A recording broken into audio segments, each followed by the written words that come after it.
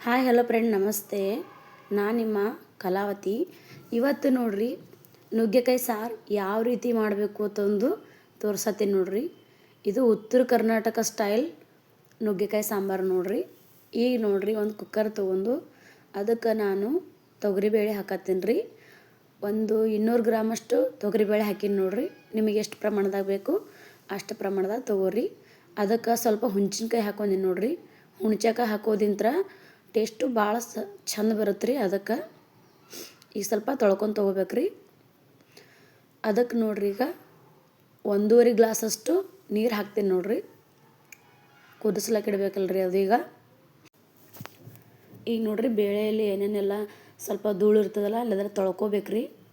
ತೊಳ್ಕೊಂಡು ಕ್ಲೀನ್ ಮಾಡ್ಕೊಂಡು ಅದಕ್ಕೆ ಕುದಿಸ್ಲಕ್ಕೆ ನೀರಿಟ್ಟು 1 ಸ್ಪೂನಟ್ಟು ಅರಿಶಿನ ಪೌಡ್ರ್ ಹಾಕೊಂಡಿ ನೋಡ್ರಿ. ನಾನು ಹಳದಿ ಪೌಡ್ರು, 1 ಟಮಾಟೊ ಹಣ್ಣು ತೊಳ್ಕೊಂಡು ಕಟ್ ಮಾಡಿ ಹಾಕಿನಿ ನೋಡ್ರಿ. ಕುಕ್ಕರ್ಗೆ ಇಟ್ಟಿನಿ ನೋಡ್ರಿ. ಈಗ ನೋಡ್ರಿ ನುಗ್ಗೆಕಾಯಿ ತೊಗೊಂಡಿನಿ ನೋಡ್ರಿ. ಒಂದು ಅರ್ಧ kg ಅಷ್ಟು ನುಗ್ಗೆಕಾಯಿ ತೊಗೊಂಡು ಕುದ್ಸಕ್ಕೆ ಇಟ್ಟಿನಿ ರೀ. ನಿಮಗೆ ಎಷ್ಟು ಪ್ರಮಾಣದಾಗ ಬೇಕೋ ಅಷ್ಟು ಪ್ರಮಾಣದಾಗ ತೊಗೋರಿ.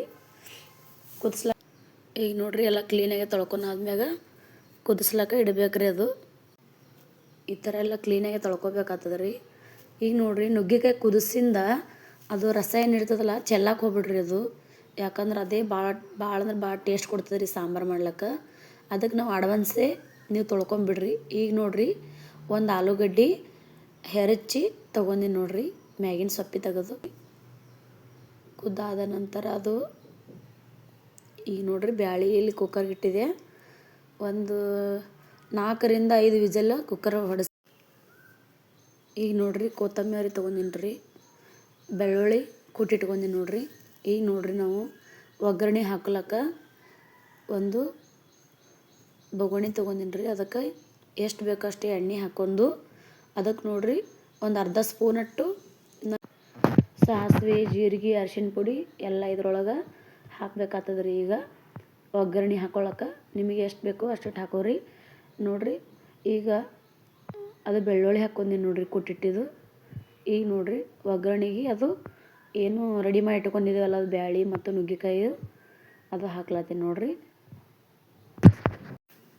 ಮಸ್ತ್ ಅಂದ್ರೆ ಮಸ್ತ್ ಅಕ್ಕದ ನೋಡ್ರಿ ಸಾಂಬಾರು.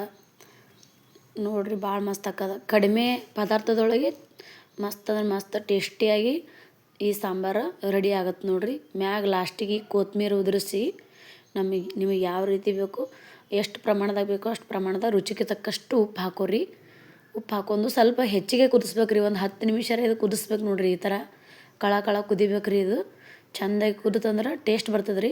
ಫಸ್ಟ್ ನೀವು ತಲೆಯಾಗ ಇಟ್ಕೋರಿ, ನುಗ್ಗೆಕಾಯಿ ಕುದಿಸೋ ಟೈಮ್ದಾಗ ಜಾಸ್ತಿ ನುಗ್ಗೆಕಾಯಿ ಅತಿ ಕುದಿಸೋಕೆ ಹೋಗ್ಬೇಡ್ರಿ. ಯಾಕಂದ್ರೆ ಸಾಂಬಾರು ಒಳಗೂ ಕುದಿತಿರ್ತದೆ ನುಗ್ಗೆಕಾಯಿ. ನಮ್ಮ ವಿಡಿಯೋ ನಿಮಗೆ ಇಷ್ಟ ಆಗಿತ್ತಂದ್ರೆ ಸಿಂಪಲ್ಲಾಗಿ ಲೈಕ್, ಶೇರ್, ಸಬ್ಸ್ಕ್ರೈಬ್ ಮಾಡೋದು ಮಾತ್ರ ಮರಿಬೇಡ್ರಿ ಫ್ರೆಂಡ್ಸ್. ಮತ್ತೆ ಮುಂದಿನ ರೆಸಿಪಿ